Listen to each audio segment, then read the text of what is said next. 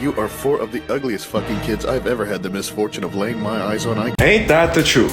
The fact that comic book art doesn't have a set look is both a blessing and a curse. Because art can range from something you want to mount on your wall to whatever this is. Art is subjective, but it's also a big part of the comic, so when it's not easy on the eyes, it's kind of hard to go through the story. Especially if you were catfished by the cover. This is the times in life of Lucas Bishop, and the man behind the cover art is Ariel Olivetti. A great artist in my opinion, a good balance of realism and comic book energy, if that makes sense. I was coming off of his stay with Cable and I saw that Bishop had a little run and I was like, oh, great, more. But imagine my shock when we went from this to this. The art is done by Larry Stroman, and to be clear, he's not a bad artist. He's just, at least in this book, inconsistent. Like, you'll have some normal, pretty good looking stuff, and then you have something like this. Why does that baby look terrified? The people in this series are genuinely ugly looking, and it was really the faces. They looked alien, like their skin was being pulled back and held together with a clip. Again, he's not a bad artist. His art outside the series is a lot better, and I actually dig his style. And to be fair, maybe he was going for a more cartoony look, but it didn't work well for me, and seeing a different artist at the cover did not help.